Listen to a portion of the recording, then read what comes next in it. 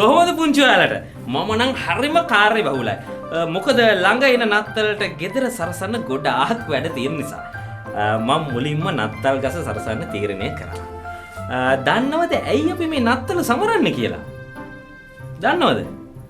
නත්තල කියන්නේ ජේසුස් වහන්සේගේ උපත සමරන දිනය. මේ දිනය ලෙස හඳුන්වන්නේ දෙසැම්බර් මාස 25 වන දිනය. සෑම වර්ෂයකම නත්තල් දිනේදී කිතුණු ජනතාව චාරිත්‍ර බොහෝමයක්ම පවත්වනවා වගේම තෑගි දීම, ක්‍රිස්තියානි දේවස්ථානවල උත්සව පැවැත්වීම, නත්තල් ගස් සහ ගේදොර සැරසීම මේ අතරින් ප්‍රධානම වෙනවා. ජේසු බිලින්දා බෙත්ලෙහෙමේ නුවර ගවලනකෙදී උපදිනවා. මරිය මෞතුමිය හා ජුසේතුමා ජේසු බිලින්දාගේ මව හා පියා ලෙස හඳුන්වනවා.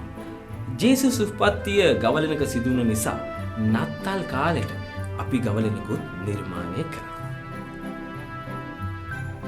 මම නම් දැන් නත්තල් ගහ නිර්මාණය කරලා ඉවරයි.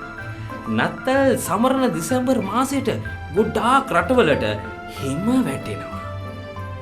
නත්තල් ගහට හිම වැටලා තිබ්බනම් තවත් ලස්සනයි. කොහොමද මම දැන් ඉතින් මේ හිම නිර්මාණය කරන්නේ? ඒකට උදව් කරන්නේ පුංචි ඔයාලා. නත්තල් ගහට හිම වැටෙන්න නිර්මාණයක් හදන්න. හිම කැට 100ක් විතර යොදා ගන්න. මේවා එක ප්‍රමාණ වලින් තියෙනවා. එහෙනම් එන්න අපි පටන් ගමු. මුලින්ම start project button එක ක්ලික් කරන්න. ඊළඟට how it works button එක ක්ලික් කරන්න. දැන් ජංගම දුරකථනය භාවිතා කරන කෙනෙක් නම් rotation on කරලා දුරකථනය තිරස්ව තියාගන්න. දැන් remix button එක ක්ලික් කරන්න. run button එක ක්ලික් කරපු ගමන් හිම වැටෙන්න මේ නිර්මාණය කරන්න. එන්න අපි යමු පටන් ගන්න. ආපහු දවසක DP කෝන් ස්කූල් එක හම්බෙමු. දිගටම රැඳලා ඉන්න ඔයාලා.